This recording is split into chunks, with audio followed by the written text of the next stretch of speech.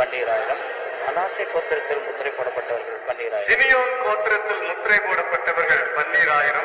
லேவி கோத்திரத்தில் முத்திரை போடப்பட்டவர்கள் 12,000. இசக்கார் கோத்திரத்தில் முத்திரை போடப்பட்டவர்கள் 12,000. செபுலோன் கோத்திரத்தில் முத்திரை போடப்பட்டவர்கள் 12,000. யோசேப்பு கோத்திரத்தில் முத்திரை போடப்பட்டவர்கள் 12,000.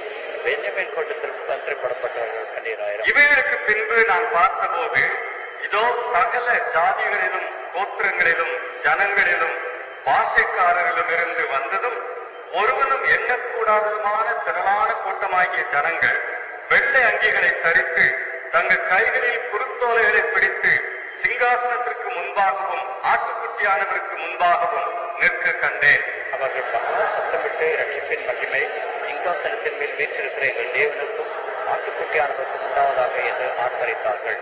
தூதர்கள் யாவரும் சிங்காசனத்தையும் மூப்பர்களையும் 4 ஜீவன்களையும் சூழ நின்று சிங்காசனத்திற்கு முன்பாக முகங்குப்புற விழுந்து தேவனை தொழுது கொண்டு, ஆமென், எங்கள் தேவனுக்கு துதியும் மகிமையும் ஞானமும் ஸ்தோத்திரமும் கனமும் வல்லமையும் பலனும் சதாகாலம் உண்டாவதாக ஆமென் என்றார்கள்.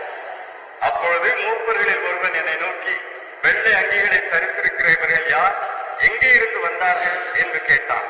அதற்கு நான், ஆண்டவரே, அது உமக்கே தெரியும் என்றேன். அப்பொழுது அவன், இவர்கள் மிகுந்த உபத்திலிருந்து வந்தவர்கள், இவர்கள் தங்கள் அங்கிகளை ஆட்டுக்குட்டியான ரத்தத்திலே துவைத்து விழுத்தவர்கள். ஆனபடியால் இவர்கள் தேவனுடைய சிங்காசனத்திற்கு முன்பாக இருந்து இரவும் பகலும் அவருடைய ஆலயத்திலே அவரை சேவிக்கிறார்கள். சிங்காசனத்தின் மேல் வீற்றிருக்கிறவர் இவர்களுக்குள்ளே வாசமாயிருப்பார். இவர்கள் இனி பசி அடைவதும் இல்லை, இனி தாகம் அடைவதும் இல்லை, வெயிலால் உஷ்ணமாக இவர்கள் மேல் படுவதும் இல்லை. சிங்காசனத்தின் மத்தியில் இருக்கிற ஆட்டுக்குட்டியானவரே இவர்களை வைத்து இவர்களை ஜீவ தண்ணீர் உள்ள ஊற்றுகள் அன்றைக்கு நடத்துவார். தேவன் தாமே இவர்களுடைய கண்ணீர் யாவையும் துடைப்பார் என்றார். பிரார்த்தனை செய்வோம். மறுபடியும், எங்கள் அன்பின் ஆண்டவரே, உம்மை ஸ்தோத்திரிக்கிறோம், வாழ்த்துகிறோம். ஏற்கனவே நாங்கள் உம்மை பாடி துதித்தோம், ஜெபித்தோம், நீர் எங்களை ஆசீர்வதிக்கும்படி கேட்டோம். இப்பொழுது மறுபடியும் ஒரு முறை தரப்படுகிற வசனம் உம்முடையதாக இருக்கும்படி கேட்டுக்கொள்கிறோம். மனித ஞானம், கருத்துக்கள், சொற்கள் இவைகளெல்லாம் விலக்கி நீர் எங்களுக்கு எதை கற்றுத்தர விரும்புகிறோ அதை கற்றுத்தார். புரிந்து கொள்ளக்கூடாத காரியங்கள் உண்டு சுவாமி, எல்லாம் அறிந்தவர்கள் என்று நாங்கள் சொல்ல மாட்டோம். நீர் தராவிட்டால் கொடுப்பதற்கு ஒன்றுமே இல்லை. ஆகினாலே நீர் தர வேண்டும் என்று கேட்கிறோம். நீர் ஆசீர்வதித்துத்தார், அபிஷேகித்துத்தார், அங்கீகரித்துத்தார். உடைய நாமத்தை நீர் மகிமைப்படுத்தும். இதன் மூலமாக எங்கள் ஆழமான தேவைகளை சந்தித்ததும் உற்சாகப்படுத்தும். இன்னும் உண்மை கனம் பண்ண எங்களுக்கு நீர் வாஞ்சையும் விருப்பத்தையும் உண்டு பண்ணித்தார். ஆசீர்வதியும். எங்கள் ஆண்டவர் இயேசு கிறிஸ்துவின் மூலமாய் வேண்டிக் கொள்கிறோம் பிதாவே. ஆமென். இந்த சம்பவங்களை எல்லாம் நாம் வாசிக்கும் பொழுது ஒன்றன் பின் ஒன்றாக ஏதோ அரங்கத்திலே அல்லது மேடையிலே வருகின்றது போல நாம் எண்ணிக்கொள்ளக்கூடாது. இவைகளெல்லாம் ஆண்டவர் அடையாளங்களாக ஏற்கனவே குறிப்பிட்டிருக்கிறார். இதை நான் போன வாரத்தில் எடுத்து காட்டினேன். லூக்கா 21, மார்க் 13, மத்தேயு 24 இந்த அதிகாரங்களிலே கொடுக்கப்பட்ட அவருடைய வருகைக்கான அடையாளங்களை எல்லாம் நீங்கள் எழுதி வைத்துக் கொண்டு வெளிப்படுத்த விசேஷம் 6வது அதிகாரத்தோடு அதை ஒத்து பார்ப்பீர்களானால் எவ்வளவு பொருத்தம் இருக்கிறது என்று நாம் பார்க்கலாம். அது மட்டுமல்ல, மத்தேயு 24, மார்க் 13, லூக்கா 21 அந்த அதிகாரங்களிலே 2வது வருகைக்கான அடையாளங்கள் மட்டுமல்ல, எருசலேமின் வீழ்ச்சியை பற்றிய சம்பவங்களும் சொல்லப்படுகின்றன. ஆகினாலே குழப்பி விடக்கூடாது. எருசலேமின் வீழ்ச்சிக்கான சம்பவங்கள் எவை, 2வது வருகைக்கான அடையாளங்கள் எவை என்று நாம் கருத்தோடு ஆவியானவரின் உதவியோடு படித்து பார்க்கும் பொழுது அதை பிரித்தெடுக்க முடியும். 2வது வருகைக்கான அடையாளங்கள் உண்டு, அது இல்லை என்று சொல்ல முடியாது. எருசலேமின் வீழ்ச்சி 70வது ஆண்டிலே ரோமர் எருசலேமை கைப்பற்றி முழுவதுமாய் அழித்தார்களே, அதை பற்றி ஆண்டவர் அந்த அதிகாரங்களிலே கூறியிருக்கிறார். ஆகினாலே இது இந்த எருசலேமின் வீழ்ச்சிக்கானது, இது 2ஆம் வகைக்கானது என்று நாம் பிரித்து பார்க்கும் பொழுது 2ஆம் வகைக்கான அடையாளங்கள் வெளிப்படுத்தின விசேஷத்திலே 6வது அதிகாரத்திலே கொடுக்கப்பட்டிருக்கிறதற்கு பொருத்தமானதா இருப்பதை நாம் பார்ப்போம். இதை போன வாரத்திலே நாம் பார்த்தோம். அந்த வெளிப்படுத்தின விசேஷம் 6வது அதிகாரத்தை எடுத்து பார்ப்போம். அதில் இன்னும் பார்க்க வேண்டிய சில காரியங்கள் இருக்கின்றன. ஒவ்வொரு முத்திரையை பற்றியும் பேசும் பொழுது நாம் முதல் முத்திரையை உடைத்த உடனே அங்கு காணப்பட்டது அந்தி கிறிஸ்து என்று சொன்னேன். கிறிஸ்துவை போன்ற தோற்றம் அளிக்கிறவன், போலியான சமாதானத்தை தருகிறவன் என்று பார்த்தோம். உபத்திரவ காலம் என்று தானியேலில் சொல்லப்பட்ட அந்த 70வது வாரம், 7 நாட்கள் கொண்ட அந்த வாரம் 7 ஆண்டுகள், அதை உபத்திரவ காலம் என்று சொல்லலாம். உபத்திரவ காலத்தின் முற்பகுதி 3.5 ஆண்டு, பிற்பகுதி 3.5 ஆண்டு. இந்த உபத்திரவ காலத்தின் ஆரம்பத்துல அந்தி கிறிஸ்து இஸ்ரவேலோடு சமாதானம் பண்ணி, அவர்களோடு உடன்படிக்கை பண்ணி, அவர்களுக்கு நல்லவனை போல தோற்றம் அளிப்பான். பிறகு உபத்திரவ காலத்தின் நடுவுல அந்த உடன்படிக்கையை உடைத்து போட்டுவிட்டு பெரிய உபத்திரவத்தை கொண்டு வருவான். இஸ்ரவேல் யூதர்களுக்கு மட்டுமல்ல, விசுவாசிகளுக்கும் கொண்டு வருவான். அந்த 3.5 ஆண்டு காலம் முடிந்த பிறகு அப்பொழுதுதான் ஆண்டவர் குறுக்கிட்டு அவனை அழித்துவிட்டு, பிறகு அவருடைய 1000 வருஷ அரசாட்சி இருக்கும். அதன் முடிவிலே தான் நியாய தீர்ப்பு. சாத்தான் இன்னும் இந்த கள்ள தீர்க்கதரிசி அந்தி கிறிஸ்து இவர்கள் முழுவதுமாக நரகத்திலே தள்ளப்படுவார்கள் என்று வெளிப்படுத்தின விசேஷம் 20வது அதிகாரத்திலே பார்க்கிறோம். அப்போ முதல் முத்திரை இந்த அந்தி கிறிஸ்துவை காட்டுகிறது, வெள்ளை குதிரையில வந்தவன். பிறகு வந்த அடையாளங்கள் எல்லாம் அது கூட ஆண்டவர் சொல்லியிருக்கிறார், கள்ள கிறிஸ்துக்கள் வருவார்கள் என்று. அந்தி கிறிஸ்து ஒருவன். சில வேத வியாக்கியானிகள் சொல்வார்கள், அந்தி கிறிஸ்து என்று ஒரு ஆள் கிடையாது, பல கள்ள கிறிஸ்துக்கள் வருவார்கள் என்று. இன்னும் சிலர் சொல்வார்கள், இல்லை, அந்தி கிறிஸ்து ஒருவர் தான் என்று சொல்வார்கள். 2 உண்மைதான். கள்ள கிறிஸ்துக்கள் அநேகர் வருவார்கள். அது தெளிவாக சொல்லியிருக்கிறார் மத்தேயு 24. கள்ள கிறிஸ்துக்கள் அவரை போலவே தோற்றம் அளிக்கிறவர்கள், கள்ள தீர்க்கதரிசிகள். போன வாரத்துல நான் சொன்னதை மறுபடியும் நினைவுபடுத்த விரும்புகிறேன். தீர்க்க தரிசன வரத்தை போலித்தனமாக தவறாக பயன்படுத்துகிறவர்கள் தான் கள்ள தீர்க்கதரிசிகள். ஞாபகத்தில் வைத்துக் கொள்வோம். தீர்க்க தரிசன வரம் என்று சொல்லி சுய முன்னேற்றத்திற்காக, பணத்தை திரட்டுவதற்காக போலியாக தீர்க்க தரிசன வரத்தை பயன்படுத்துகிறவர்கள் கள்ள தீர்க்கதரிசிகள், கள்ள கிறிஸ்துக்கள். அடையாளங்கள், அற்புதங்கள் செய்வார்கள். இயேசுவின் பெயர் பயன்படுத்தப்படும். இதையெல்லாம் நினைவிலே வைத்துக் கொள்ள வேண்டும். போன வாரத்துல சொன்ன காரியங்கள் இவையெல்லாம் காணப்படும் என்று ஆண்டவர் மத்தேயு 24 சொல்லியிருக்கிறார்.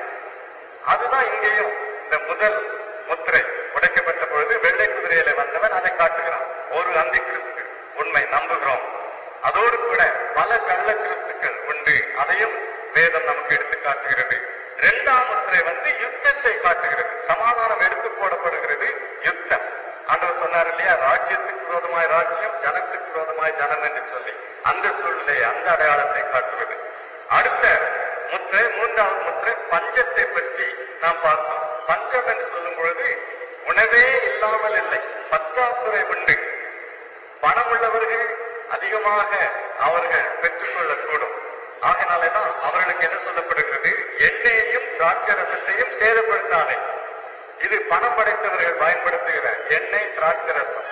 மற்றபடி வாக்கோதுமை 3 படி ஒரு பணத்துக்கு. ஒரு பணம் என்று சொன்னால் ஒரு ஆளுடைய நாட்கூலி, கூலி வேலை செய்து பிழைக்கிறவருடைய ஒரு நாள் கூலி. அந்த ஒரு பணத்துக்கு, ஒரு நாள் கூலிக்கு 1 படி கோதுமை தான் 3 படி வாக்கோதுமை. வாக்கோதுமை என்பது மிருகங்கள், குதிரைகள், மாடுகள் சாப்பிடுகிற அந்த ஆகாரம். ஆனா அதை வாங்கி சாப்பிடலாம். பற்றாக்குறை நிலையை எடுத்து காட்டுகிறது. பிறகு 4ஆவது முத்திரை மங்கின நிறமுள்ள குதிரை என்று சொல்லப்படுகிறது. அதாவது முடியெல்லாம் உதிர்ந்து தோல் உரிக்கப்பட்டது போல காணப்படுகிற குதிரை. அது சாவையும் பாதாளத்தையும் காட்டுகிறது. சாவு என்பது உடலில் செத்தவர்கள், பாதாளம் என்று சொல்வது அவர்கள் செத்தவர்கள் ஆத்மாவிலும் ஆவியிலும், ஆழத்துவத்திலும் ஆவியிலும் காணப்படுகிறார்களே அந்த இடம். சாவும் பாதாளமும் என்ன சொல்லப்படுகிறது இங்கே, பட்டயத்தினாலும் பஞ்சத்தினாலும் 8ஆவது வசனத்திலே சாவினாலும் என்கிற சொல்லை கொள்ளை நோயினாலும் என்று மொழிபெயர்க்கலாம். கொள்ளை நோயினாலும் என்று ஆங்கில மொழிபெயர்ப்புகளிலே பார்க்கிறோம், பெஸ்டிலன்ஸ் என்று சொல்லி. இந்த கொள்ளை நோய் என்பது நாம் வாசிக்கிறோமே, ஆண்டவருடைய வருகைக்கான அடையாளம் கொள்ளை நோய் ஒன்று. நாம் என்ன யோசிக்கிறோம், கொள்ளை நோய்னா என்ன, காலரா என்றுதான் நாம் நினைக்கிறோம், அல்லது அம்மை நோய்னு நினைக்கிறோம். பாருங்க, மனித வரலாற்றுல ஒவ்வொரு கொள்ளை நோயையும் மனிதன் மேற்கொண்டு விட்டான். பிளேக் என்று சொல்லி ஒரு கொள்ளை நோய் இங்கிலாந்து நாட்டிலே கூட அதிகமான பேரை கொண்டு போய்விட்டது. 1900, 1910 அவ்விதமான ஆண்டுகளிலே அந்த பிளேக் நோயை முழுவதுமாக அடக்கிவிட்டார்கள். பிறகு அம்மை நோய், அதையும் அடக்கிவிட்டார்கள். மலேரியா நோய் அடக்கிவிட்டோம் என்று எண்ணினோம். ஆனா மறுபடியும் காணப்படுகிறது நம் நாட்டில். ஆனா ஒன்றை அடக்கும் பொழுது இன்னும் ஒன்று தோன்றுகிறது. இப்பொழுது சமீபத்தில் தலைவிரித்து தாண்டவம் ஆடுகிற ஒரு கொள்ளை நோய் எது? எய்ட்ஸ் நோய். மனிதன் எதிர்பார்க்காதது, அப்படிப்பட்ட ஒரு நோய் இருக்கும் என்று கூட அவன் எண்ணி பார்க்காதது 50 ஆண்டுகளுக்கு முன்பு. இன்றைக்கு கோடிக்கணக்கான மக்கள் அந்த நோயிலே சாகிறார்கள். அந்த பட்டியலை எடுத்து பார்த்தால் இந்திய நாடு அதிகமாக அந்த நோயினாலே பீடிக்கப்பட்ட நாடு. இந்தியாவிலேயே மகாராஷ்டிரமும் மணிப்பூரும் தமிழ்நாடும் தான் அதிகமாக பீடிக்கப்பட்ட மாநிலங்கள் என்று பத்திரிகையிலே நாம் பார்க்கிறோம். ஆக இப்படி இந்த கொள்ளை நோய்கள் காணப்படும் பொழுது ஆண்டவருடைய வருகைக்கான அறிகுறிகள் காணப்படுகின்றன என்பதை நாம் எண்ணிக்கொள்ள வேண்டும். அதைத்தான் இந்த முத்திரைகளும் நமக்கு எடுத்து காட்டுகிறது. ஒன்று போய் ஒன்று வருகிறது என்று சொல்ல முடியாது. இந்த அடையாளங்கள் எல்லாமே சேர்ந்து காணப்படக்கூடிய ஒரு சூழ்நிலை. சரி, அப்படி பார்த்து கொண்டே வரும்பொழுது முதல் 4 முத்திரைகளும் மண்ணுலகின் காட்சிகளை நமக்கு எடுத்து காட்டின, இந்த பூமியின் காட்சிகளை எடுத்து காட்டின. 5ஆம் முத்திரை விண்ணுலகின் காட்சியை எடுத்து காட்டுகிறது. 1வது வசனம், தேவ வசனம் தாங்கள் கொடுத்த சாட்சி. 2:1 தேவ வசனம் அவர்களுடைய சாட்சி. அவற்றின் நிமித்தமாய் கொல்லப்பட்டவர்களுடைய ஆத்மாக்களை பலிபீடத்தின் கீழே கண்டேன். ஏன் பலிபீடத்தின் கீழே கண்டேன்? அவர்கள் ஒழித்துக் கொண்டார்களா? இல்லை. பலி செலுத்தும் பொழுது அந்த மிருகத்தின் இரத்தத்தை பலிபீடத்துக்கு அடியிலே ஊற்றி விடுவார்கள். அப்போ இவருடைய வாழ்க்கை தேவனுக்காக பலியாக ஊற்றி கொடுக்கப்பட்ட வாழ்க்கை என்பதை காட்டுவதற்கு தான் பலிபீடத்தின் கீழ் அவர்கள் இருந்தார்கள் என்று சொல்லப்படுகிறது. பிலிப்பியருக்கு நிறுவனத்திலே பவுல் சொல்கிறார் பாருங்கள், அவருடைய சொந்த வாழ்க்கையை பற்றி. பிலிப்பியர் 2:17 வாசிங்கள். பிலிப்பியர் 2:17 எடுத்தவர்கள் வாசிங்கள் சீக்கிரமா.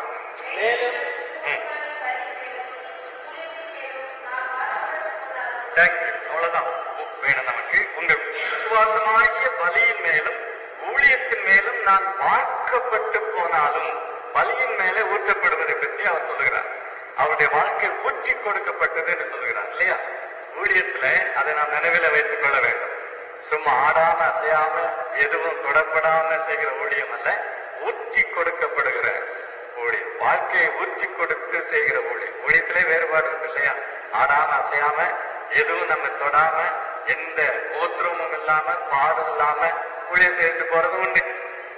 ஊற்றி கொடுத்து ஊழியம் செய்கிறதும் உண்டு. பவுல் ஊற்றி கொடுத்து வாழ்க்கையை ஊற்றி கொடுத்து ஊழியம் செய்தவர். இங்க இருந்தவர்கள், இந்த மனித கொல்லப்பட்டவர்கள், இவர்கள் எல்லாம் தங்கள் வாழ்க்கையை ஊற்றி கொடுத்து ஊழியம் செய்தவர்கள். இன்னும் 2 தீமோத்தேயு 4ஆம் அதிகாரத்திலேயும் பவுல் அதே சின்னத்தை பயன்படுத்துகிறார். ஊற்றி கொடுப்பதை பற்றி சொல்கிறார். 2 தீமோத்தேயு 4ஆம் அதிகாரம் 6வது வசனம் வாசிங்க. இப்பொழுதே தேங்க்யூ. இப்பொழுதே பான பலியாக வார்க்கப்பட்டு போகிறேன். சாவு நெருங்கி இருக்கிறது, நான் பான பலியாக வார்க்கப்பட்டு போகிறேன் என்று சொல்கிறார். ஊற்றி கொடுக்கப்படுகிறேன் என்று சொல்கிறார். அப்போ இவர்கள் பலிபீடத்தின் கீழே இருக்கிறார்கள் என்று சொல்லும் பொழுது அவர்கள் கிறிஸ்துவுக்காக, தேவ வசனத்திற்காக, சாட்சிக்காக தங்கள் வாழ்க்கையை ஊற்றி கொடுத்தவர்கள். என்ன சொல்கிறார்கள் 10வது வசனத்துல? அவர்கள் பரிசுத்தமும் சத்தியமும் உள்ள ஆண்டவரே. இந்த பரிசுத்தம் சத்தியம் என்கிற சொற்கள் நாம் நிறைய தடவை பார்த்திருக்கிறோம் இல்லையா? 2வது 3வது அதிகாரங்களிலே உயிர்த்தெழுந்த கிறிஸ்து சபைகளுக்கு நடுவிலே தம்மை வெளிப்படுத்தும் பொழுது பரிசுத்தம் உள்ளவர், அவர் சத்தியம் உள்ளவர், சத்தியமுள்ள சாட்சி என்றெல்லாம் அறிமுகப்படுத்தப்பட்டிருக்கிறார். அதே சொற்களை இவர்களும் பயன்படுத்துகிறார். பரிசுத்தமும் சத்தியமும் உள்ள ஆண்டவரே. யாரை அழைக்கிறார்கள்? ஆண்டவராகிய இயேசு கிறிஸ்துவை. அவருடைய பெயர் தான் இது, ஏற்கனவே பயன்படுத்தப்பட்ட பெயர்.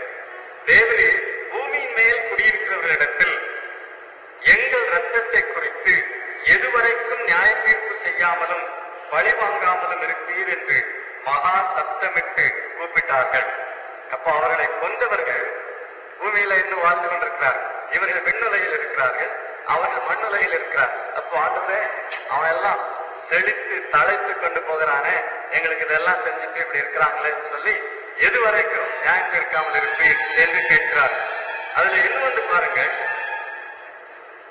9வது வசனத்துல கொல்லப்பட்டவர்கள் என்று சொல்லியிருக்கிறேன். அந்த கொல்லப்பட்டவர்கள் என்கிற சொல் அடிக்கப்பட்ட ஆட்டுக்குட்டியானவர். அந்த அடிக்கப்பட்ட என்கிற சொல்லுதான் இந்த சொல் கொல்லப்பட்டவர். அந்த அடிக்கப்பட்ட என்கிற சொல்லுக்கு நான் ஏற்கனவே விளக்கம் சொன்னேன் இல்லையா? அடிக்கப்பட்ட என்று சொல்லும் பொழுது கொடூரமாக கொல்லப்பட்ட என்பது பொருள். அதனாலதான் அடிக்கப்பட்ட என்கிற சொல்லை பயன்படுத்தினார். அடிக்கப்பட்ட ஆட்டுக்குட்டியானவர், வதைத்து கொடூரமாக கொல்லப்பட்ட ஆட்டுக்குட்டியானவர். அப்படித்தானே ஆண்டவராக இயேசு கிறிஸ்து கொல்லப்பட்டார். வதைத்து கொடூரமாக கொல்லப்பட்டார். அவ்விதமாகவே இவர்களும் கொல்லப்பட்டார். அதே சொல்லுங்க பயன்படுத்தப்படுகிறது. இயேசு ஆட்டுக்குட்டியானவர் அடிக்கப்பட்ட விதமாகவே இவர்களும் அடிக்கப்பட்டார்கள். அப்போ சாதாரண ஒரு சாவு இல்லை, வதைத்து கொடூரமாக கொல்லப்பட்டவர்கள். கம்பங்களிலே கட்டி வைத்து தீ கொளுத்தி விட்டார்கள். சிங்கங்களுக்கு, பட்டினி கிடந்த சிங்கங்களுக்கு இரையாக கொண்டு போய் போட்டார்கள். இப்படியெல்லாம் கொல்லப்பட்டார்கள். அதனால வதைத்து கொடூரமாய் கொல்லப்பட்டவர்கள் என்ன கேட்கிறார்கள்? எதுவரைக்கும் நீ நியாயம் செய்யாமல் இருப்பீர்? அப்போ இதை பற்றி நாம் பார்த்தோம். இது சரியா? விசுவாசிகள் கிறிஸ்துவுக்கு ஊழியர் செய்து தங்கள் வாழ்க்கையை ஊற்றி கொடுத்துட்டு, ஆண்டவரே ஏன் அவனை அடிக்காம இருக்கிறீர், ஏன் அவனை நியாயம் தீர்க்காமல் இருக்கிறீர் கேட்பது சரியா? இது நாம் கேட்கலாம். அதுக்கு என்ன விளக்கம் பார்த்தோம்? முதல் விளக்கம், இவர்கள் இப்போ விண்ணுலகில் இருக்கிறார்கள், உயிரோடு இல்லை இல்லையா? நாம உயிரோடு இருக்கும் பொழுது நம்ம வதைக்கிறவர்களும் உயிரோடு இருந்து, ஆண்டவரே வானத்திலிருந்து அக்கினி வந்து அவ்வளவு பேரை சுட்டெரிந்து போடுன்னு சொன்னா அது தப்பு. ஆண்டவர் என்ன சொல்லியிருக்கிறார்? நாம் அவர்களுக்காக ஜெபிக்க வேண்டும், நம்மை சபிக்கிறவர்களை ஆசீர்வதிக்க வேண்டும், துன்புறுத்துகிறவர்களை நாம் ஆசீர்வதிக்க வேண்டும் என்று சொல்லியிருக்கிறார். ஆனா இவர்கள் இறந்து பெண்ணுலகில் இருக்கிறவர்கள் முதலாவது காரணம். இரண்டாவது, அவர்கள் என்ன கேட்கிறார்கள்? எங்கள் ரத்தத்தை குறித்து எதுவரைக்கும் நியாய தீர்ப்பு செய்யாமலும் பழிவாங்காமலும் இருப்பீர் என்று கேட்கும் பொழுது, எதுவரைக்கும் உம்முடைய நீதியை விளங்க பண்ணாமல் இருப்பீர், உம்முடைய நியாயத்தை நிறைவேற்றாமல் இருப்பீர். அப்போ அவர்களுடைய முக்கியமான நோக்கம் என்ன? பரலோகத்தில் இருக்கும்போது நாம பூமியில பட்ட பாடுகளை குறித்து வருத்தப்பட்டுக் கொண்டிருக்க மாட்டோம். ஆகையால அது அல்ல அவருடைய நோக்கம். நான் பாடுபட்ட ரொம்ப வேதனை இருக்குது, என் வேதனை நீங்கன்னு சொன்னா அவன் அடிக்கணும், அவன் அடிபடணும், அது இல்லை. பரலோகத்தில் இருக்கிறார், அந்த வேதனையெல்லாம் மறந்தாச்சு. இப்ப அவருடைய கரிசனை என்ன, அக்கறை என்ன? ஆண்டவரே உங்களுடைய நீதி விளங்கலையே, அநியாயத்தை செஞ்சுட்டு அநீதியை செஞ்சுட்டு அவன் வாழ்ந்துட்டு இருக்கிறானே, உங்களுடைய நீதி விளங்கலையே, உங்களுடைய நியாயம் செய்யப்படவில்லையே, நிறைவேற்றப்படவில்லையே. அப்போ அதுதான் அவர்களுடைய வாரம். சங்கீதங்களை நீங்கள் வாசிக்கும் பொழுது சங்கீதக்காரன் சில வேளைகளிலே தன்னுடைய சத்துருக்களை தண்டிக்க வேண்டும், அவங்களை அழிக்க வேண்டும், நிர்மூலமாக்க வேண்டும் என்றெல்லாம் கேட்பதை நாம் சங்கீதங்களிலே வாசிக்கிறோம். அப்போ இப்படி ஜெபிக்கலாமா ஒரு கிறிஸ்தவன் அல்லது ஒரு விசுவாசி? சங்கீதக்காரன் கிறிஸ்தவன் சொல்ல முடியாது, ஆனா யெகோவாவின் மேல் நம்பிக்கை வைத்த ஒரு விசுவாசி, பழைய ஏற்பாட்டு விசுவாசி, இப்படி ஜெபிக்கலாமா என்று நாம் கேட்கலாம். அதற்கு என்ன பதில் தெரியுமா? சங்கீதக்காரன் என்னை தொட்டு விட்டார்கள் ஆகினாலே தண்டியும் என்று கேட்கவில்லை. உம்முடைய நாமத்தை அவமகிமைப்படுத்தி விட்டார்கள், உம்முடைய நீதியை நீர் விளங்க பண்ணும் என்றுதான் கேட்கிறான். பாருங்க, ரெண்டுலயும் வித்தியாசம் இருக்கு இல்லையா? என்ன அடிச்சுட்டான், என்ன பத்தி பேசிட்டான், என்ன புண்படுத்திட்டான், ஆண்டவரே கொண்டு போடும், அது சரியில்லை. உம்முடைய நாமத்தை அவமகிமைப்படுத்தி விட்டார்கள், உம்முடைய நீதியை நீர் விளங்க பண்ணும், நீர் செயல்படும், உம்முடைய அரசை நீர் நிலைநிறுத்தும், உம்முடைய ஆட்சியை நீர் நிலைநிறுத்தும். அப்படி ஜெபிக்கலாம். இல்ல என்ன தண்டிச்சவர்கள் எல்லாம் நீ தண்டிச்சு போடும் ஜெபம் பண்ணா அது சரியான ஜெபம். அதைதான் இங்கே நாம் பார்க்கிறோம். உம்முடைய நீதியை விளங்க பண்ணும், எதுவரைக்கும் நீ சரி கட்டாமல் இருப்பீர், பழிவாங்காமல் இருப்பீர், நியாயம் செய்யாமல் இருப்பீர் என்று அவர்கள் கேட்கிறார்கள். அப்போ அதற்கு பதில் என்ன? மகா சத்தமிட்டு கூப்பிட்டார்கள். அப்பொழுது அவர்கள் ஒவ்வொருவருக்கும் வெள்ளை அங்கிகள் கொடுக்கப்பட்டது. வெள்ளை அங்கி இந்த அதிகாரத்திலும் அடுத்த அதிகாரத்திலும் பார்க்கிறோம், வெற்றியை காட்டுகிறது. வெள்ளை அங்கி வெற்றியை காட்டுகிறது. அவர்களுக்கு வெற்றியின் ஆடை கொடுக்கப்பட்டது. அங்கேயும் அவர்கள் தங்களைப் போல கொலை செய்யப்பட போறவர்களாகிய தங்கள் உடன் பணிவிடைக்காரரும் தங்கள் சகோதரருமானவர்களின் தொகை நிறைவாகும் அளவும் இன்னும் கொஞ்ச காலம் இழைப்பான வேண்டும் என்று அவர்களுக்கு சொல்லப்பட்டது. அப்போ இது மேலெல்லாம் அதிகாரம் வைத்திருக்கிறது யாரு? இரத்த சாட்சிகளாய் விசுவாசிகள் செத்தார்கள். ரோம ஆட்சியிலே, அதற்கு பிறகு பல ஆட்சியிலே. ஒரு வரலாற்று ஆசிரியர் சொல்லுகிறார், 20வது நூற்றாண்டிலே உள்ள இரத்த சாட்சிகளின் எண்ணிக்கை மற்ற எல்லா நூற்றாண்டுகளின் இரத்த சாட்சிகளின் எண்ணிக்கையை விட அதிகம் என்று சொல்கிறார். இதை ஞாபகத்தில் வைத்துக் கொள்ள வேண்டும். ஆதி கிறிஸ்தவர்கள் கொல்லப்பட்டார்கள் உண்மைதான். ஆனா இந்த நாட்களிலே நடைபெற்றுக் கொண்டு வருகிறது. கிறிஸ்துவின் நாமத்தினாலே கொல்லப்படுகிறவர்கள் எத்தனை பேர் இல்லையா? முஸ்லிம் நாடுகளிலே, ஈரானிலே, இன்னும் பல இடங்களிலே, ஆப்கானிஸ்தானத்திலே கிறிஸ்துவின் நாமத்திற்காக கொல்லப்படுகிறவர். இந்த நூற்றாண்டிலே ஏராளமான மக்கள் கிறிஸ்துவுக்காக தங்கள் உயிரை கொடுத்து வருகிறார்கள். அப்போ இந்த இரத்த சாட்சிகள் எல்லாம் அவர்கள் சாவதை தேவன் பார்த்து கொண்டு சும்மா இல்லை, அவர் ஆளுகை செய்கிறார். அவர் அதிகாரத்தின் கீழ் இவை நடைபெறுகின்றன. அவர் குறுக்கிட்டு தடுத்து நிறுத்தக்கூட அவரால. பவுலுடைய வாழ்க்கை எடுத்து பாருங்க, எத்தனை தடவை பவுலை ஆண்டவராகிய இயேசு கிறிஸ்து தப்புவித்தார் இல்லையா? எத்தனை முறை தப்புவித்தார். ஆனா இறுதியிலே அவர் இரத்த சாட்சியாகத்தான் மறித்தார். ரோமாபுரிக்கு வெளியிலே பாரம்பரியம் என்ன சொல்லுகிறது? ரோமாபுரிக்கு வெளியிலே அவரை கொண்டு போய் அவர் ரோம குடிமகனானபடியினாலே அவருடைய தலையை ஒரு மரக்கட்டையின் மேல் வைத்து வெட்டி கொண்டார். சிலுவை மரணம் அல்ல, ரோம குடிமக்களுக்கு சிலுவை மரணம் இல்லை. அவ்விதமாக அவர் செத்தார். ஆனா எத்தனையோ தடவை தப்புவிக்கப்பட்டார். பேதுரு, யாக்கோபு கொல்லப்பட்டார், பேதுரு தப்புவிக்கப்பட்டார். ஆனால் அதே பேதுரு ரோமாபுரியிலே அவர் சிலுவையிலே அறையப்பட்டு செத்தார் என்று பாரம்பரியம் கூறுகிறது. அப்போ இதெல்லாம் அவர் நம்முடைய ஆளுகையின் கீழ் வைத்துக் கொண்டிருக்கிறார், நம்முடைய அதிகாரத்தின் கீழ் வைத்துக் கொண்டிருக்கிறார். அந்த குறிக்கப்பட்ட எண்ணிக்கை நிறைவேற வேண்டும். எதை காட்டுகிறது? அது எல்லாம் அவருடைய அதிகாரத்தின் கீழ் இருக்கிறது. அருமையானவர்களே, அதை நாம் ஞாபகத்தில் வைத்துக் கொள்ள வேண்டும். ஆண்டவருடைய அதிகாரம் வல்லமைன்னு சொன்னா எப்பவும் தப்பு வச்சிருவோம்னு எண்ணக்கூடாது. விபத்து எடுத்துக்கொள்ளுமே, ஒரு ரயில் விபத்து. அதே ரயில் விபத்துல ஒரு விசுவாசி சாகுறார், இன்னொரு விசுவாசி தப்பு வைக்கிறான். அவர் பாவம் செஞ்சிட்டதுனால சாகுறாரா? எல்லாம் அவருடைய அதிகாரத்தின் கீழ் இருக்கிறது. நமக்கு புரியாது, புரிய வேண்டிய அவசியமும் இல்லை. நமக்கு ஏன் புரியணும்? அவருக்கு புரியும், அவருக்கு தெரியும். அது போதும். இல்ல விசுவாசம் இருந்தா தப்பிச்சிருக்கலாம், யாருந்தாலும் விசுவாசமா இருந்து ஜெபம் பண்ணி இருந்தா தப்பிச்சிருக்கலாம். இதெல்லாம் சின்ன பிள்ளை பேச்சு. வேதம் சொல்லுகிறது என்ன? தேவன் தம்முடைய அதிகாரத்தின் கீழ் எல்லாத்தையும் தம்முடைய கட்டுப்பாட்டின் கீழ் வைத்திருக்கிறான். தப்பு வைக்க கூடும், அவருடைய வல்லமைக்கு குறைவில்லை. ஆனா எல்லா சமயத்திலும் எல்லாரையும் தப்பு வைக்க மாட்டான். பவுல் வாழ்க்கையிலே, பேதுரு வாழ்க்கையிலே எடுத்து காட்டுகிறேன். ஆனா ஒன்று, எல்லாம் அவர் அதிகாரத்தின் கீழ் நடைபெறுகிறது, அவர் அன்பின் கீழ் நடைபெறுகிறது. அதைத்தான் இங்க பார்க்கிறோம். நிறைவேறும் அளவு நீங்க காத்துருங்க என்று அவர் சொல்லுகிறார். இன்னும் வர வேண்டியவர்கள் உண்டு, உங்களுடைய உடன் பணிவிடைக்காரர், உங்களோடு ஊழியர் செய்தவர்கள், உங்களோடு உடன் விசுவாசிகளாய் இருந்தவர்கள், அவர்களும் விதமாய் இரத்த சாட்சிகளாய் மறித்து இங்கே வர வேண்டும். அதுவரைக்கும் நீங்கள் இளைப்பாற வேண்டும் என்று அவர்களுக்கு சொல்லப்பட்டது. இப்போ இதிலிருந்து நாம் அறிந்து கொள்கிற இன்னொரு சத்தியம், செத்து போன பிறகு கல்லறையில தூங்கிக்கிட்டு இல்லையா, உடல் அங்கே இளைப்பாறு.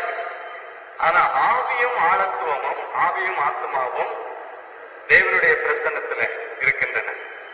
அவர்களுக்கு உணர்வு உண்டு, அறிவு உண்டு, என்ன நடைபெறுகிறது என்கிற ஒரு உணர்வு உண்டு.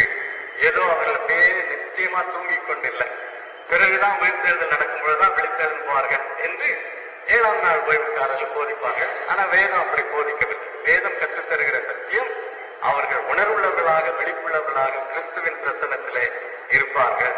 பரதேசில இருப்பார்கள், பரலோகத்தில் இருப்பார்கள் என்பதெல்லாம் வேதம் கற்றுத் தருகிற போதனை அல்ல. எல்லோருமே கிறிஸ்துவின் பிரசன்னத்தில் இருப்பார்கள். 3ஆம் வானம் என்று சொல்லப்படுவதும், பரதேசம் என்று சொல்லப்படுவதும், பரலோகம் என்று சொல்லப்படுவதும், கிறிஸ்துவின் பிரசன்னமும் எல்லாம் ஒன்று. விசுவாசிகள் அங்கே இருப்பார்கள், அவிசுவாசிகள் ஆக்கினை தீர்ப்புக்காக காத்துக் கொண்டிருப்பார்கள். இதுதான் வேதம் கற்றுத் தருகிற சத்தியம். அதையும் இங்கே நாம் பார்க்கிறோம். பிறகு ஆறாம் முத்திரை எதை காட்டுகிறது? இயற்கையில் ஏற்படுகிற சில பாதிப்புகளை எடுத்து காட்டுகிறது. இயற்கை பாதிக்கப்படும் என்கிற சத்தியம் பழைய பாட்டிலுமே நாம் பார்க்கிறோம் இல்லையா? யோவேல் 2ஆவது அதிகாரத்தில் என்ன பார்க்கிறோம்? யோவேல் 2:30-31 வாசிங்க. யோவேல் 2:30-31.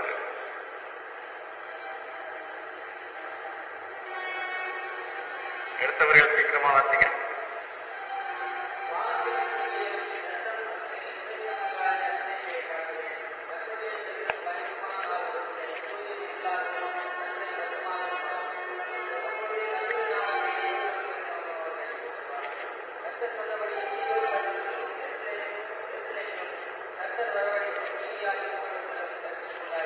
ரைட்.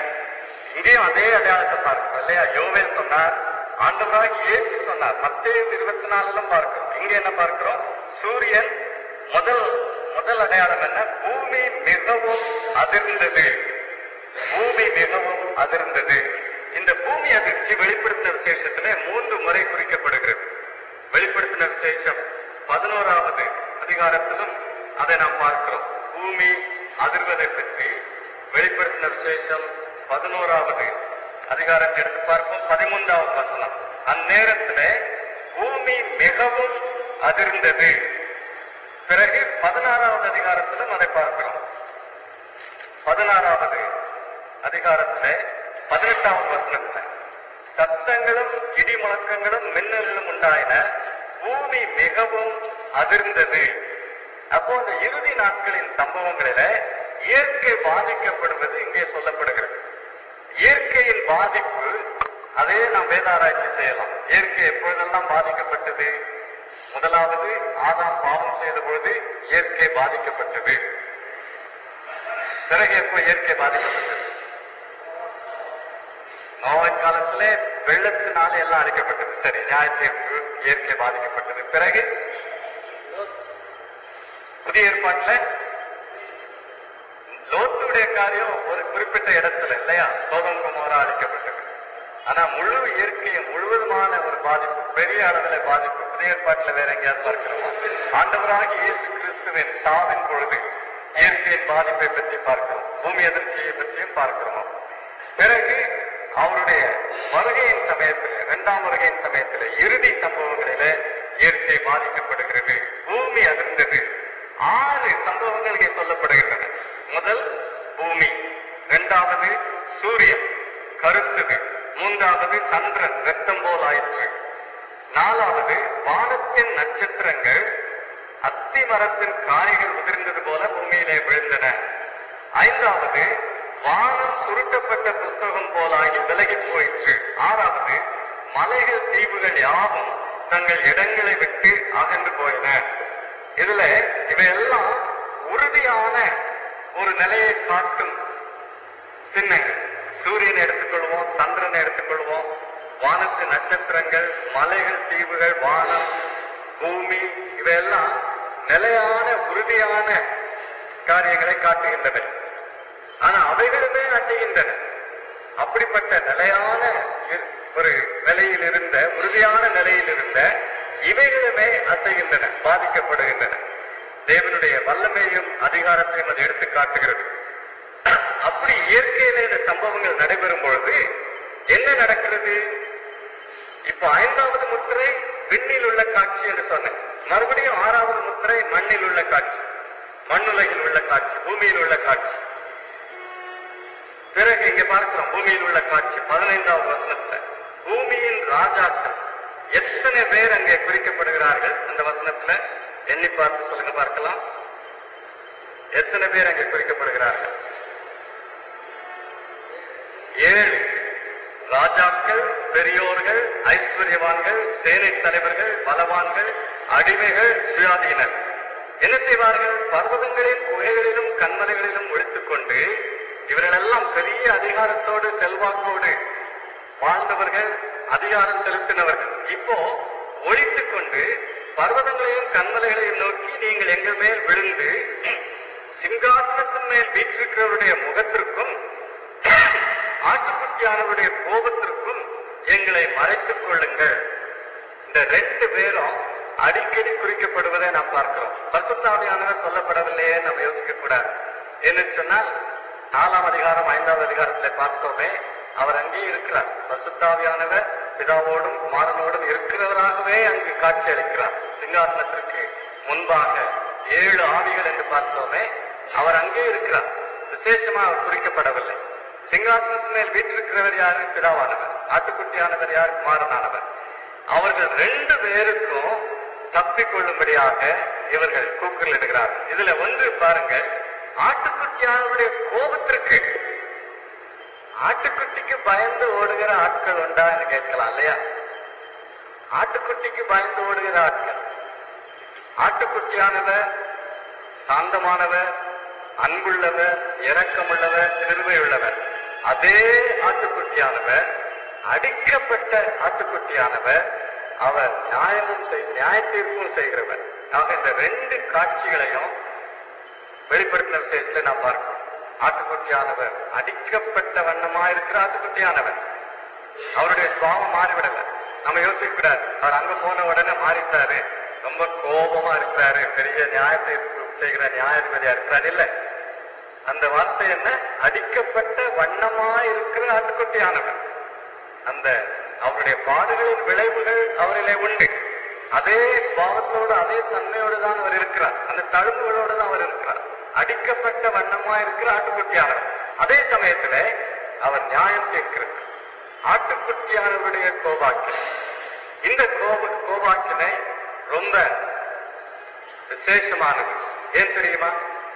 அன்பு காட்டினவர், இறுதி வரைக்கும் ரட்சிப்பதற்காக முயற்சி செய்தவர், நம்மை தடுத்து நிறுத்தி மீட்டுக் கொள்ள விரும்பினவர், அவரை தட்டிவிட்டு போகும் பொழுது அதே ஆட்டுக்குட்டியானவர் நியாயாதிபதி ஆகிறார். அப்போ தப்பிக்கொள்ள முடியாது. ஆகையினாலதான் அவர்கள் அப்படி கூக்குரலிடுகிறார். தப்பிக்கொள்கிற ஒரே வழியையும் தள்ளிவிட்டா வேற வழி என்ன? ஆகையினாலதான் அப்படி சத்தம் போடுகிறார். சாக போகிற நிலையில, அப்பா நீ விஷம் குடிச்சிட்ட, விஷம் குடிச்சு சாக போற, ஆனா இந்த மருந்தை நீ எடுத்துக்கிட்டீங்கன்னா சோமாயிடுவேன், இது விஷ முறிவு மருந்துன்னு கொடுத்தா அதை தட்டி போட்டுட்டா, தள்ளி விட்டுட்டா வேற வழியே இல்லையே. அப்ப அவனுடைய சாவு எவ்வளவு பயங்கரமா இருக்கும். விடுதலைக்கான வழியே இல்லாத நிலையில அழிவை முடிவை சந்திக்க போகும்போது கூக்குரலிடத்தான் செய்யும். அப்படிதான் கூக்குரலிடுகிறார். ஆட்டுக்குட்டியானவருடைய கோபத்திற்கு எங்களை மறைத்துக் கொள்ளுங்கள். அவர்கள் என்ன ஜெபித்தார்கள்? விண்ணுலகிலே பழி வாங்கும் ஆண்டவரே என்று ஜெபித்தார். நியாயத்தை நிலைநாட்டும் என்று ஜெபித்தார். இவர்கள் என்ன ஜெபிக்கிறார்கள்? மறைத்துக் கொள். பர்வதங்களையும் மலைகளையும் பார். கடவுளை பார்த்தல். பர்வதங்களையும் மலைகளையும் பார். கடவுளை பார்த்து ஜெபிக்க வேண்டிய சமயத்துல ஜெபிக்காம கடவுளை தட்டி விட்டு கொண்டே வந்தா என்ன தெரியுமா? கடவுளை பார்த்து ஜெபிக்க மாட்டோம், கல்லையும் மண்ணையும் பார்த்து தான் ஜெபிச்சுக்கிறோம். அது ரொம்ப உண்மை. ஜெபிக்க வேண்டிய சமயத்துல நீ ஆண்டவரை தேடி ஆண்டவரத்துல ஜெபிக்காம போயிட்டேன்னா பிறகு அவர்கிட்ட ஜெபிக்கவே முடியாது உன்னால. அப்ப என்ன பண்ணணும்? கல்லையும் மண்ணையும் பார்த்து தான் ஜெபிக்கணும். அந்த மாதிரிதான் செய்கிறார். பர்வதங்களையும் கண்மலையும் பார்த்து எங்களை மறைத்துக் கொள்ளுங்கன்னு சொல்கிறார். ஆட்டுக்குட்டியானவரை பார்த்து அந்த நாளிலே ஆட்டுக்குட்டியானவரை மண்ணையும் ஏற்றுக்கொள்ளும் சொன்னா ஏற்றுக்கொண்டிருப்பார். அப்பெல்லாம் கேட்கல, ஜெபம் பண்ணவே மனசு இல்லை. ஆட்டுக்குட்டியானவர்ல திரும்பி வர, அவரை தேட ஜெபிக்க மனமில்லை. இப்போ அவரை நோக்கி பார்க்க முடியாது, ஜெபிக்க முடியாது. அதனால கண்மலைகளையும் பர்வதங்களையும் பார்த்து எங்களை மறைத்துக் கொள்ளுங்கள் என்று ஜெபித்தார்கள். அவருடைய கோபாக்கினையின் மகா நாள் வந்துவிட்டது, யார் நிலைநிற்க கூடும் என்றார்கள். சொன்னது யாரு? அவர்களே தான். யார் நிலைநிற்க கூடும் என்று அவர்களே சொல்லிக் கொள்கிறார்கள். இப்போ 7வது அதிகாரத்துக்கு வருவோம். பூமியின் 4 திசைகள். சிலர் இதை ஏளனம் செய்யக்கூடும். வேதத்துல விஞ்ஞான அறிவு கிடையாது, அதனாலதான் பூமி தட்டையா இருக்குது, சதுரமா இருக்குது, 4 மூளை உண்டு பூமிக்கு என்று சொல்லி வேதாகமம் போதிக்கிறது என்று சொல்லுவார்கள். ஆனா இந்த 4 திசைகள் என்கிற சொல்லை இலக்கியத்திலே கவிதையிலே நாம் கேட்கவில்லையா? 4 திசைகள் என்பது எதை காட்டுகிறது? முழு உலகத்தையும் காட்டுகிறது, அவ்வளவுதான். ஆகினால வேதாகமும் விஞ்ஞானத்துக்கு விரோதமானது என்று சொல்ல வேண்டிய அவசியமே இல்லை. 4 திசைகள் எல்லாம், முழு உலகமும் முழு பூமியும், பூமி முழுவதும் இந்த 4 தூதர்களின் அதிகாரத்தின் கீழ் இருக்கின்றன. தேவன் அவர்களுக்கு அந்த அதிகாரத்தை தருகிறார். கடவுள் தான் அதிகாரம் உள்ளவர், ஆனால் தூதர்களுக்கு அவர் அதிகாரத்தை தரக்கூடும். லூசிபருக்கு கொடுத்திருந்தார் இல்லையா விழுவதற்கு முன்பு, அந்த அதிகாரம் இன்னும் அவனுக்கு இருக்கிறது. ஓரளவுக்கு வல்லமையும் உண்டு லூசிபருக்கு, தேவன் கொடுத்தது. அதே மாதிரி 4 தூதர்கள் பூமியின் மேலாவது சமுத்திரத்தின் மேலாவது ஒரு மரத்தின் மேலாவது காற்றடியாதபடிக்கு பூமியின் 4 காற்றுகளையும் பிடித்திருக்க கண்டேன். காற்று அழிவை கொண்டு வருவது. அப்போ இவர்கள் அழிவை கட்டுப்படுத்தி கொண்டார்கள். வேலை வரும் வரைக்கும் அழிவை கட்டுப்படுத்தி கொண்டார்கள். இந்த சத்தியம் வெளிப்பட்ட விசேஷம் முழுவதும் வருகிறது. வெளிப்பட்ட விசேஷத்துல அதிகமான அழிவை பார்க்கிறோம், நியாய தீர்ப்பை பார்க்கிறோம். ஆனா இதையெல்லாம் தேவன் கட்டுப்படுத்துகிறார், அவருடைய அதிகாரத்தின் கீழ் வைத்திருக்கிறார். ஏற்ற வேளையிலே அது சம்பவிக்கும்படி அவர் ஆண்டு நடத்துகிறார் என்கிற சத்தியம் வெளிப்படுத்தின விசேஷத்திலே நாம் பார்க்கிறோம். இங்கேயும் அவர்கள் அதை கட்டுப்படுத்துகிறார்கள். ஜீவனுள்ள தேவனுடைய முத்திரை கோலையுடைய வேறொரு தூதன் சூரியன் உதிக்கும் திசையிலிருந்து ஏறி வர கண்டேன். அவன் அந்த 4 தூதரையும் பார்த்து, முத்திரை போடுகிற வரைக்கும் நீங்க அழிக்க கூடாது, இந்த காற்றுகளை அடக்கி வைக்க வேண்டும், அழிக்கிற இந்த காற்றை நீங்கள் அடக்கி வைக்க வேண்டும், பூமியையும் சமுத்திரத்தையும் மரங்களையும் சேதப்படுத்தக்கூடாது என்று கேட்டுக்கொண்டான். நமது தேவனுடைய ஊழியக்காரரின் நெற்றிகளில் முத்திரை போட்டு தீர்மளவும் தேவன் தம்முடையவர்களை பாதுகாப்பார். இந்த சத்தியம் வரலாறு முழுவதுமே உள்ள ஒரு சத்தியம். அவர்கள் இரத்த சாட்சிகளாய் மறித்தாலும் கூட அவர்களுடைய பாதுகாப்புல இருக்கிறார் இல்லையா? நாம என்ன யோசிக்கிறோம்? இந்த உலகத்துல உயிரோடு இருந்தா தான் பாதுகாப்பு, கொல்லப்பட்டா பாதுகாப்பு இல்ல யோசிக்கிறோம். அப்படி இல்ல. தேவனுடைய பார்வையில கொல்லப்படும் பொழுதும் பாதுகாப்பு தான், கொல்லப்பட்ட பிறகும் பாதுகாப்பு தான், கொல்லப்படாம இந்த உலகத்துல வாழ்ந்தாலும் பாதுகாப்பு தான். இதை நன்றா ஞாபகத்தில் வைத்துக் கொள்ள வேண்டும். இதை நினைவு கூறும் பொழுதுதான் சாவின் கூர் ஒடிந்தது என்பதை நாம் உணர முடியும் இல்லையா? சாவின் கூர் ஒடிந்தது என்றால் பொருள் என்ன? சாவு ஒரு வாசல், அந்த வாசல் வழியா அந்த வாழ்வுக்கு போவது. வாசல் வழியா எப்படி போனா என்ன? கொடூரமான விபத்துல ஒருவர் சாகிறார். நாம இங்க நின்று வாசலுக்கு இந்த பக்கத்துல நின்று பார்க்கும் பொழுது என்ன மாதிரி பயங்கர சாவுன்னு நம்ம யோசிக்கிறோம். வாசலுக்குள்ள போயிட்டு அவரை கேட்டீங்கன்னா, வாசலுக்குள்ள வந்துட்டேன் அவ்வளவுதான் முக்கியம், எப்படி வந்தேன்றது முக்கியம் அல்ல. புற்றுநோயினாலே வேதனைப்பட்டு செத்தாலும், அமைதியாய் ஒரு நொடி பொழுதிலே மாரடைப்பினாலே செத்தாலும், கோரமான விபத்தில் ஏற்பட்டு செத்தாலும், இதெல்லாம் வச்சு நாம ஞாபகம் இருக்க கூடாது. அவன் செய்த பாவத்தினால்தான் அப்படி ஆயிடுச்சு, அவனுக்கு மட்டும் விசுவாசம் இருந்ததுன்னா அப்படி செத்திருக்க மாட்டான். வேதம் அப்படி போதிக்கவே இல்லை. விசுவாசம் உள்ளவர்கள் எல்லாம் நல்லா சாவார்கள், நீண்ட காலம் வாழ்வார்கள் வேதம் சொல்லல. இன்றைக்கு சிலர் போதிக்கிறார், வேதம் அப்படி சொல்லவே இல்லை. அப்படி பார்த்தா யோவான் ஸ்நானகன் செத்தது வயதான பிறகு சாவலியே. ஆண்டவராக இயேசு கிறிஸ்து 33வது வயதுல இறந்தார் இல்லையா? பெரிய மிஷினரிமார் ஜிம் எலியட் 29வது வயசுல செத்தார். அதனால இந்த மாதிரி தவறான போதனைகளை நாம் நம்ம ஆட்கொள்ள இடம் கொடுக்க கூடாது. இயேசுவை நம்பினா நீண்ட காலம் வாழ வைப்பான். நீண்ட காலம் வாழ்ந்து எல்லாருக்கும் தலைவலியா இருந்துட்டு போறதை விட 29 வயசுல ஆண்டவரை மகிமைப்படுத்திட்டு போனா நல்லது இல்ல? சரி, ஆகினால நம்முடைய பார்வையில நாம் என்ன யோசிக்கிறோம்? அவருடைய பாதுகாப்பு இதுலதான் இருக்குது, அதுல இல்ல. ஆனா வசனம் என்ன சொல்லுது? இரத்த சாட்சியாய் கொல்லப்பட்டாலும் அவருடைய பாதுகாப்பு. அங்க போய் இருக்கிறாங்க பாருங்க, அவருடைய பாதுகாப்புல. அவர் சொல்றாரு, நீங்க இழைப்பாருங்க, மற்றவங்க எல்லாம் அவங்க சேர்ற வரைக்கும் நீங்க இழைப்பாருங்கன்னு சொல்றாரு. அவருடைய பாதுகாப்பு. அதைத்தான் நாம் வெளிப்படுத்தின விசேஷத்திலே கற்றுக்கொள்கிறோம்.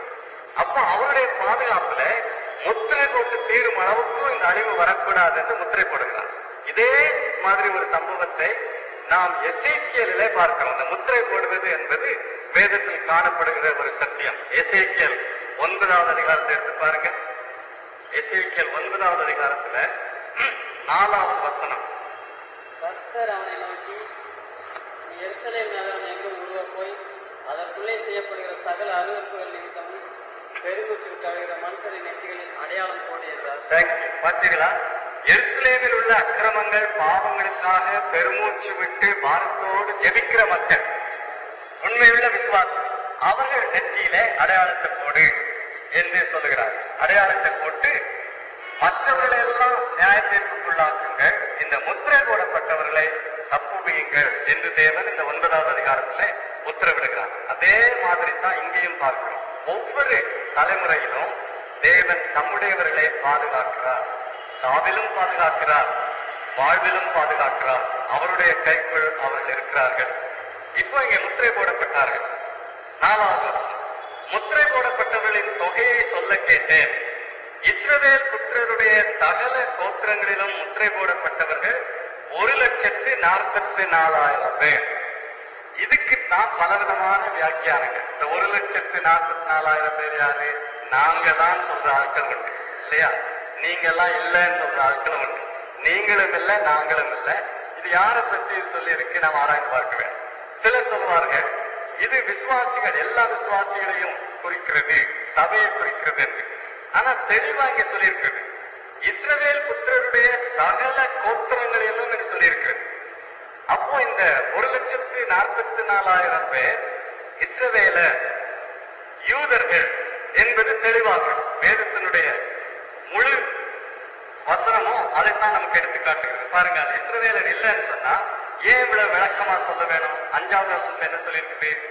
யூதா கோத்திரத்தில் 12,000 தொகையை சொல்ல கேட்டேன். இஸ்ரவேல் புத்திரருடைய சகல கோத்திரங்களிலும் முத்திரை போடப்பட்டவர்கள் 1,44,000 பேர். இதுக்குத்தான் பலவிதமான வியாக்கியானங்கள். இந்த 1,44,000 பேர் யாரு? நாங்க தான் சொல்ற ஆட்கள் உண்டு இல்லையா? நீங்க எல்லாம் இல்லைன்னு சொல்ற ஆட்களும் உண்டு. நீங்களும் இல்லை, நாங்களும் இல்லை. இது யாரை பற்றி சொல்லி இருக்கு? நாம் ஆராய்ந்து பார்க்க வேண்டும். சிலர் சொல்வார்கள் இது விசுவாசிகள், எல்லா விசுவாசிகளையும் குறிக்கிறது, சபையை குறிக்கிறது என்று. ஆனா தெளிவா இங்க சொல்லியிருக்கிறது இஸ்ரவேல் புத்திரருடைய சகல கோத்திரங்களிலும் என்று சொல்லியிருக்கிறது. அப்போ இந்த 1,44,000 பேர் இஸ்ரவேலர், யூதர்கள் என்பது தெளிவாக வேதத்தினுடைய முழு வசனமும் அதைத்தான் நமக்கு எடுத்து காட்டுகிறது. பாருங்க, அது இஸ்ரவேலர் இல்லைன்னு சொன்னா ஏன் இவ்வளவு விளக்கமா சொல்ல வேணும்? 5வது வசனத்துல என்ன சொல்லியிருக்குது? யூதா கோத்திரத்தில் 12,000, காத் கோத்திரம், ஒவ்வொரு கோத்திரமா எடுத்து சொல்லுகிறார். அப்போ இதை ஆவிக்குரிய பிரகாரமாக வியாக்கியானம் செய்து இது எல்லா விசுவாசிகளையும் குறிக்கிறது என்று சொல்லுகிறவர்களும் உண்டு. இல்லை, அது இருக்கிறபடியே லிட்ரலா எழுத்துல இருக்கிறபடியே இஸ்ரவேல் என்று சொன்னா இஸ்ரவேல் புத்திரர் என்று வியாக்கியானம் பண்ணுகிறவர்களும் உண்டு. நான் அமிதமாக வியாக்கியானம் பண்ணுகிறேன். ஏனென்று கேட்டா இங்க சொல்லி இருக்கிறது அப்படியே எடுத்துக்கொள்ள வேண்டியதுதானே. இஸ்ரவேல் புத்திரன் சொல்லிட்டு ஒவ்வொரு கோத்திரத்தையும் எடுத்து சொல்லுகிறான். ஆனா அதுலயும் ஒரு குறைபாடு என்ன? என்ன கோத்திரங்கள் எல்லாம் சொல்லப்படுகிறது, என்ன கோத்திரங்கள் சொல்லப்படல? பார்த்து சொல்லுங்க பார்க்கலாம். எந்த கோத்திரங்கள் சொல்லப்படல? யார் சொல்ல முடியும்?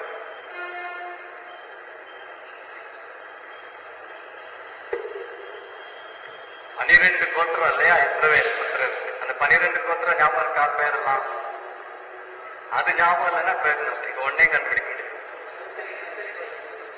நப்தலி இருக்க பாருங்க, நப்தலி இல்ல, எப்ராயிம் இல்ல.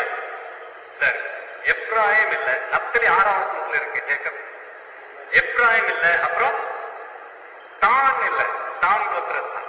இந்த 2 கோத்திரமும் இல்ல. எப்ராயிமுக்கு பதிலா என்ன சொல்லி இருக்குது? 8வது வசனத்துல யோசேப். சாதாரணமா யோசேப்புக்கு பதிலாகத்தான் எப்ராயிம் மனாசேன்னு சொல்லுவாங்க. இங்க மனாசே சொல்லி இருக்குது, எப்ராயிமுக்கு பதிலா யோசேப். ஆனா அது ஒரு பெரிய குறைபாடு இல்லை. ஏன்னு சொன்னா எப்ராயிம் மூத்த மகன், யோசேப்புனாலும் எப்ராயிம்னாலும் ஒண்ணுதான். அதனால அது ஒரு பெரிய குறைபாடு. இன்னொரு குறைபாடு, லேவியருக்கு அவர்களுக்கு சொத்து கிடையாது, உடைமை கிடையாது, உரிமை கிடையாது. அப்போ 12 கோத்திரங்களிலே அவர்களும் எண்ணப்படுவார்களா? இங்கே எண்ணப்படுகிறார்களே, அதுவும் ஒரு பெரிய குறைபாடு. தான் என்கிற பெயர் இல்லையே. ஆதி திருச்சபையில உள்ள ஒரு பிஷப் ஐரேனியஸ் என்று சொல்கிறவர், 2ஆம் நூற்றாண்டிலே வாழ்ந்தவர், அவர் சொல்றாரு, ஒருவேளை தான் கோத்திரத்துல இருந்துதான் அந்தி கிறிஸ்து வரக்கூடும், ஆகினாலதான் தான் பேர் இல்லை. ஆனா அது ஒரு யூகம் தான், சொல்ல முடியாது. அந்தி கிறிஸ்து எங்க இருந்து வருவான்னு சொல்ல முடியாது. இன்னும் சிலர் சொல்வார்கள், தான் முதலாவது விக்கிரக வணக்கத்துக்குள் போன கோத்திரங்களிலே தான் எப்ராயிம் உண்டு, ஆகினாலதான் இந்த 2 கோத்திரங்களும் விடப்பட்டன என்று சொல்வார்கள். ஆனா முடிவு என்ன? புரிந்து கொள்ள முடியாத அநேக காரியங்கள் உண்டு சொன்னேன் இல்லையா வெளிப்பட்ட விசேஷத்துல. அதுல இதுவும் ஒன்று. ஏன் தான் விடப்பட்டது, ஏன் எப்ராயிமுக்கு பதிலாக யோசேப்பு கூறப்பட்டது, அது நமக்கு தெரியாது. ஆனால் இது நிச்சயமாக யூத மக்களை இஸ்ரவேலை குறிப்பது என்பது மட்டும் நமக்கு தெளிவாக்குது. ஏனென்றால் தெளிவாய் அந்த கோத்திரங்களை எடுத்து சொல்லியிருக்கிறார். இன்னொன்று, 12 எப்பொழுதுமே இஸ்ரவேல் மக்களை குறிக்கிற ஒரு எண், இஸ்ரவேல் மக்களை குறிக்கிற ஒரு எண். 10 என்பது முழுமையை காட்டுகிற ஒரு எண், பரிபூரணத்தை காட்டுகிற ஒரு எண்.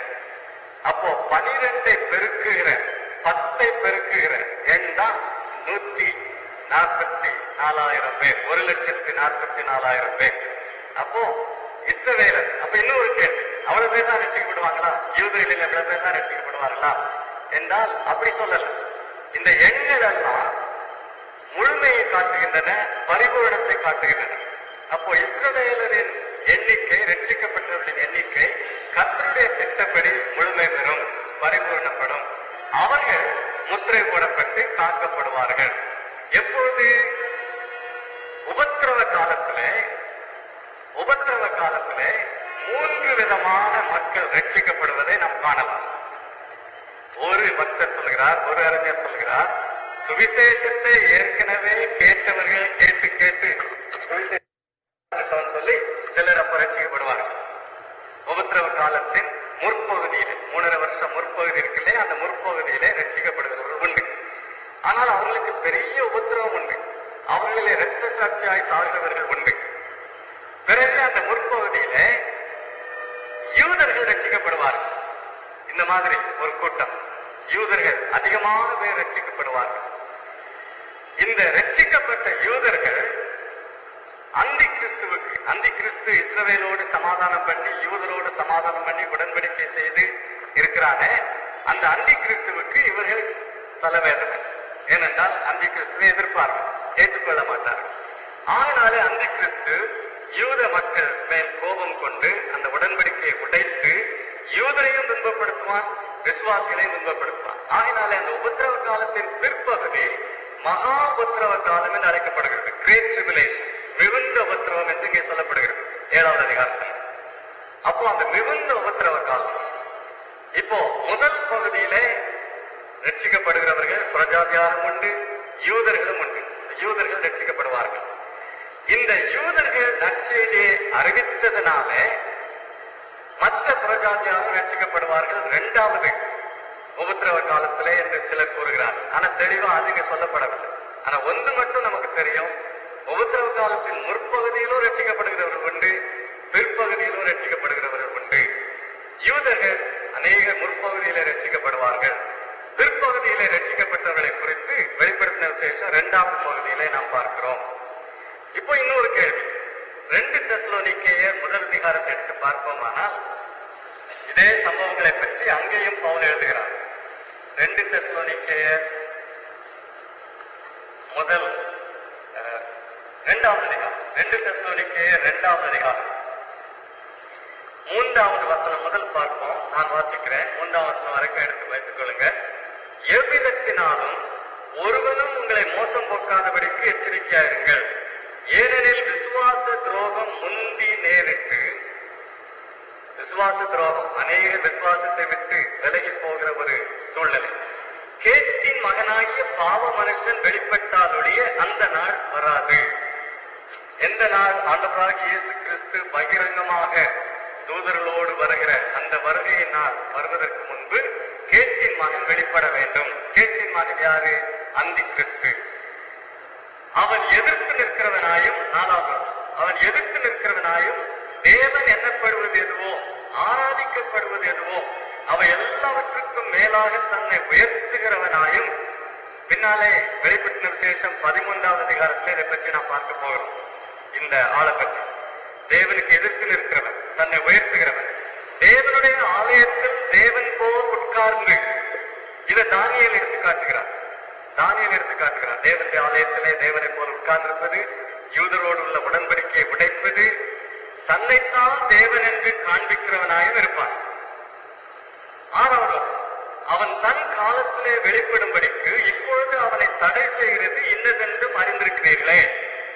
ஏன் இந்த அந்தி கிறிஸ்து இப்போ வெளிப்படல, இந்த மாதிரி ஒரு ஆள் ஏன் இப்போ வெளிப்படல என்று கேட்டால், இந்த அந்தி கிறிஸ்துவின் செயல்கள், அந்தி கிறிஸ்து என்பது ஒரு தனியார் உண்டு, பல அந்தி கிறிஸ்துகள் உண்டு என்றெல்லாம் இப்பதான் நான் சொன்னேன்.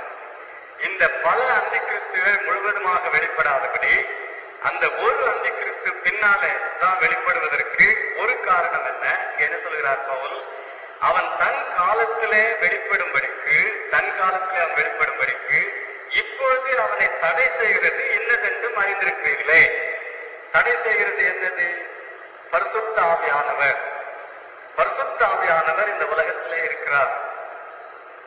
பெந்தேகோஸ்து நாளிலிருந்து அவருக்கு செயல்பட்டுக் கொண்டிருக்கிறார். அவர் இந்த அந்தி கிறிஸ்து வெளிப்படுவதற்கு தடையா இருக்கிறார். சபை எடுக்கப்படும் பொழுது பரிசுத்த ஆவியானவரும் இந்த உலகத்திலே இப்பொழுது செயல்படுகிற ஒரு நிலையிலிருந்து எடுக்கப்படுவார். பாருங்க 7வது வசனம். அக்கிரமத்தின் ரகசியம் இப்பொழுதே கிரியை செய்கிறது. அந்தி கிறிஸ்துக்கள் இப்பொழுதே உண்டு, பல அந்தி கிறிஸ்துகள். ஆனாலும் தடை செய்கிறவன் நடுவிலிருந்து நீக்கப்படும் முன்னே, தடை செய்கிறவன் நீக்கப்படுகிற ஒரு காலம் உண்டு. நீக்கப்படும் பொழுது 8ஆம் வசனம், நீக்கப்படும் பொழுது அந்த அக்கிரமக்காரன் வெளிப்படுவான். அப்போ சபை எடுக்கப்படும் பொழுது, சபையும் ஒரு தடை தானே. நல்லவர்கள் இருக்கும் பொழுது தீமைக்கு அது ஒரு தடுப்பு தான். நல்லவர்கள் எடுக்கப்படுகிறார், சபை எடுக்கப்படுகிறது, பரிசுத்த ஆவியானவரும் நீக்கப்படுகிறார். அப்போ அந்தி கிறிஸ்து வெளிப்படுவதற்கான சூழ்நிலை. இப்போ ஒரு கேள்வி, அப்படிப்பட்ட சூழ்நிலையில ரட்சிக்கப்படுவார்களா என்றால் அதற்கு பதில் என்ன? பரிசுத்த ஆவியானவர் இங்கேயே பிரசன்னமாயிருந்து இப்பொழுது செயல்படுகிற அளவிலே செயல்பட மாட்டார். ஆனா அவர் செயலற்றவரை போய்விட மாட்டார். அவர் இறுதி வரைக்கும் செயல்பட்டுக் கொண்டுதான் இருப்பார். ஆகினாலே பாவ உணர்வு அவர் மூலமாய் வருகிறது, அவர் மூலமாய் வருகிற ரட்சிப்பு இருக்கும். அதனாலதான் உபத்திரவ காலத்திலும் ரட்சிக்கப்படுகிறவர்கள் உண்டு என்று நாம் வேதத்திலே பார்க்கிறோம். இந்த வசனங்களை எடுத்து பார்க்கும்போது தெளிவாய் உபத்திரவ காலத்திலும் ரட்சிக்கப்படுகிறவர்கள் உண்டு என்பது தெளிவாக தொடர்ந்து பார்ப்போம். இப்ப 7வது அதிகாரத்தை 2 விதமா நாம் பிரிக்கலாம். 7வது அதிகாரத்தில் முதல் 8 வசனங்கள் முத்திரையிடப்பட்ட யூதர்கள். அப்போ 144,000 பேர் நாங்க தான் யாரும் சொல்றது விட்டுறாருங்க. அப்படி சொல்லிட்டு சபைகளை குறை சொல்லி மற்ற சபையை குறை சொல்லி நியாயம் தீர்த்து தள்ளி விடுகிறதெல்லாம் ஆண்டவருக்கு பிரியமானதல்ல.